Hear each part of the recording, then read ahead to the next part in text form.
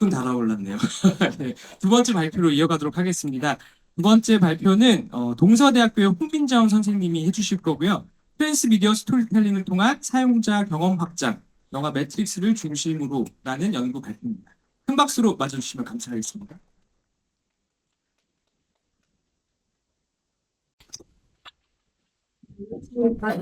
서대학교 영상 콘텐츠학과 박사과정의 한민정이라고 발표 주시는 사회자 사회자 경험 확장대로 영화 매트릭스 중심으로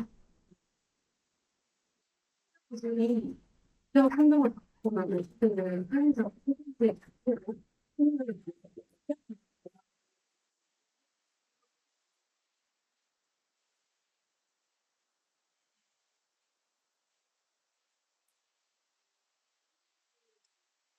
콘텐츠로 스타일들을 다양한 플랫폼으로 사용자는 단순히 저를 소개하는 데 나아가서 잠시만요.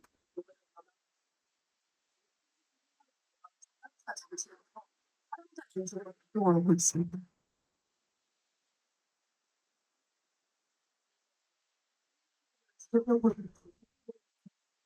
그러니까 스토리텔링은 이제 투명 가능성이라는 그 저는 실제 사용자가 콘텐츠를 경험한 것을 저는 이제 어떻게 참여하고 몰입하는가에 대한 되게 예술 중앙 로봇 콘텐츠니 이거는 특정되는 기술적 과정을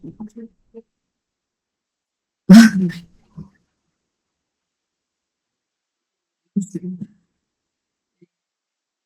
배경으로는 헨리 젠스키와 로버트 프렌튼이 있는데요. 헨리 젠스키는 젠킨스는 이제 트랜스미디어 스토리텔링을 여러 매체를 통해 하나의 세계관을 확장해 나가는 서사 방식으로 정의했습니다.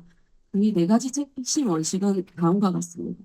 첫째, 여러 플랫폼에서 스토리가 전개가 될 것. 둘째, 각 매체가 전체 서사에 고유한 기여를 할 것.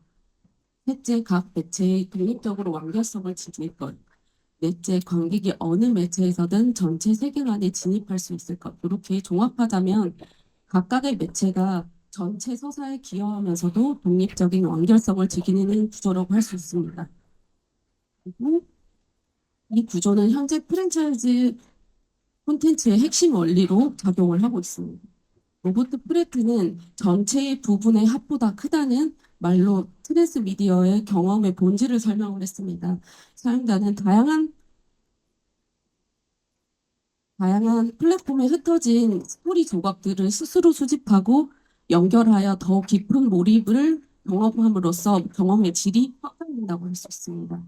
즉, 관객이 수동적 관람자에서 능동적 참여자로 전환하는 구조가 이제 트랜스미디어 스토리텔링의 핵심입니다. 는 트랜스미디어의 유형 분류인데요.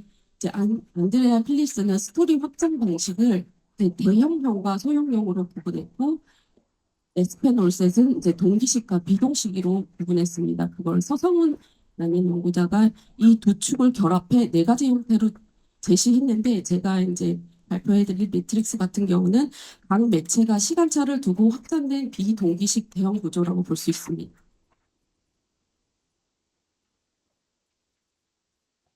매트릭스는 이제 영화, 애니, 게임 같은 다양한 매체로 세계관을 확장한 대표적인 사례입니다. 특히 애니매트릭스 같은 경우는 영화 1편과 2편을 연결하여 기존의 영화에서는 다뤄지지 않았던 캐릭터의 서사를 보완했습니다. 그리고 엔터 더 매트릭스나 매트릭스 온라인 게임 같은 경우는 2편과 3편의 사건을 보완하거나 그 이후의 사건을 이어주면서 팬들의 세계관 속에서 이제 팬들이 세계관 속에서 직접 경험하는 것을 제공을 합니다. 이처럼 각 매체가 독립적인 것을 유지하면서도 전체적으로 하나의 거대한 내러티브를 구축하고 있습니다. 참여 방식인데요. 이제 프레드 모델을 적용해서 이제 사용자의 참여를 세 가지 단계로 구분됩니다. 첫 번째로는 발견 단계인데 이거는 주목과 평가의 중심이며 기존의 조회수나 평점, 좋아요 수 이런 걸로 득평가를 할 수 있을 거고 이제 경험 단계에서는 리뷰나 평론, SNS 참여로서 사용자가 서사에 감정적으로 몰입하게 됩니다. 마지막으로 이제 탐험 단계에서는 사용자가 직접 패러디나 리메이크를 제작하면서 콘텐츠의 생산자가 된다고 생각합니다. 발전 단계에서는 주목 평가가 있는데 이 평가 같은 경우는 이제 간단하게 한국에서 할 수 있는 거는 이제 네이버 무비 평점이나 좋아요 수를 통해 굉장히 소극적인 참여를 하게 될 거고요. 경험에서는 이제 애정 단계로 넘어가게 됩니다. 그렇게 되면 유튜브나 블로그나 SNS 등 그런 곳에 커뮤니티에 영어 관련 자기 리뷰를 할 수가 있고 분석도 할 수 있고 비판도 할 수 있는 구체적인 경험을 하게 됩니다. 그리고 나서 탐구의 단계에서는 이제 옹호 단계가 되는데 이 단계에서는 이제 영화를 리메이크하거나 패러디하는 영상물을 제작하게 됩니다. 이 상태를 되면서 참여함으로써 점점 더 경험이 확장된다고 볼 수 있습니다.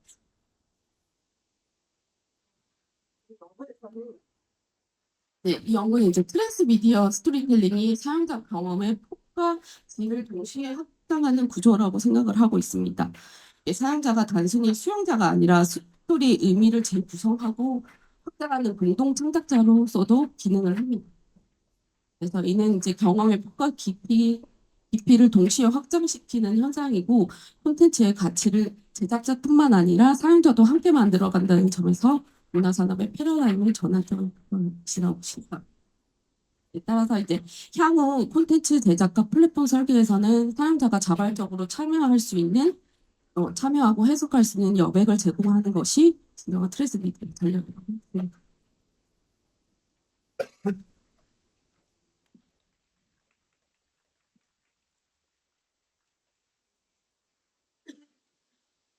서두에 너무 시간 안에 발표를 꼭 끝내야 된다 강조해서 그런지 발표자 선생님들이 정말 시간보다도 훨씬 더 여유 있게 시간이 남을 수 있도록 빨리 끝내주셨는데 하여튼 잘 들었습니다. 우리 문화 콘텐츠 학계에서 이 트랜스 미디어 스토리텔링은 굉장히 많이 연구가 되어지는 익숙한 개념이기도 한데요. 우리 선생님께서 그 트랜스 미디어 스토리텔링의 개념과 또 이 항의자들이 어떻게 경험이 확장되어지는지를 잘 설명해주고 그걸 또 단계별로 나눠서 세부적인 내용을 잘 설명해준 연구 발표였던 것 같습니다. 이 발표를 논평해 주실 분을 아주 적합한 분을 제가 초빙했습니다. 경희대학교 김세익 선생님께서 연구 발표에 논평을 맡아주시겠습니다. 시간이 조금 여유가 있으니까요. 여유 있게 신랄하게 여유 신랄하게. 논평해 주시면 되겠습니다. 여러분 큰 박수로 맞으시면 감사하겠습니다.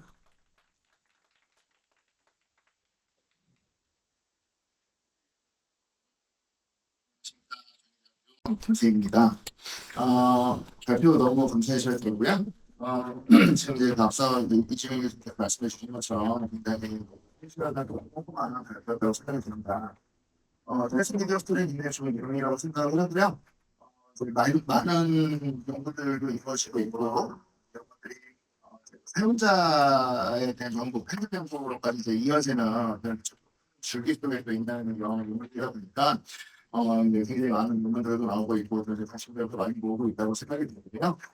이제 선생님께서 이 어떤 논문의 주요 줄기로 설정을 하신 이제 현재 경험 확장에 대해서는 사실 뭐 신랄하게 비판하고 이제 할 만한 건 없는 것 같습니다. 다만 연구 대상의 부분에 대해서 좀 말씀을 드리려고 해요.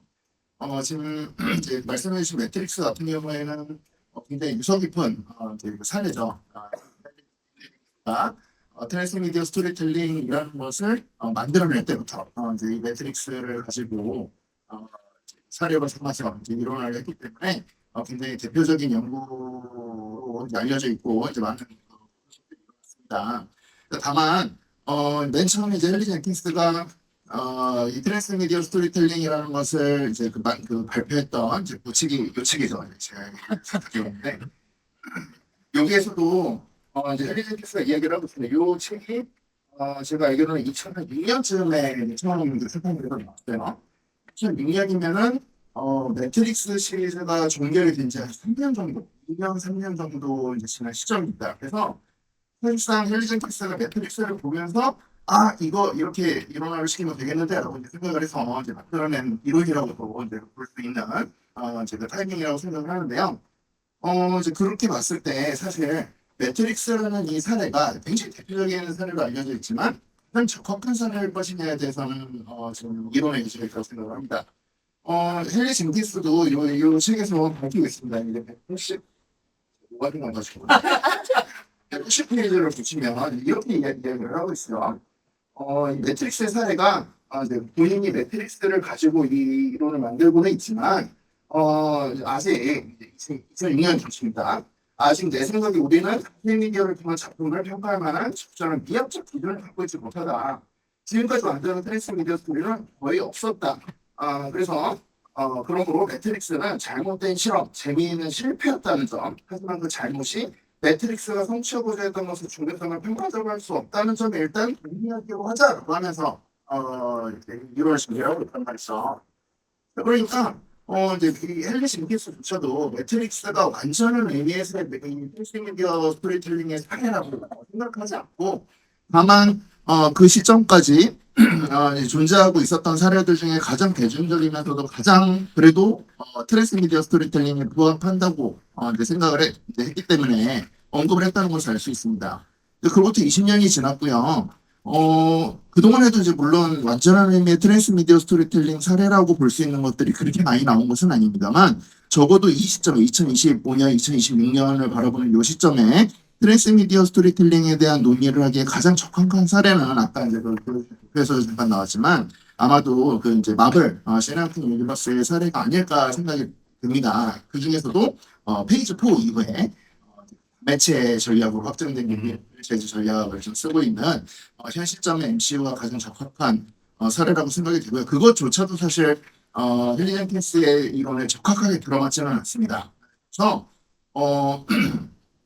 연구 대상을 이제 조금 이제 가장 좀 시의적인 것으로 지금 옮겨와 주시면서 좀 다소 비판적인 관점으로 트랜스미디어 스토리텔링의 이 개념들이 진짜로 현실적으로 지금 적용되고 있는 이것들인가에 대해서 좀 비판적인 사유와 함께 더불어 이런 그 사유의 확장에 대해서 논의해 주신다면 조금 더 많은 사람들이 공감할 수 있는 좋은 내용으로 마무리될 수 있지 않을까 이렇게 생각을 해보면서 논평을 마치도록 하겠습니다. 감사합니다.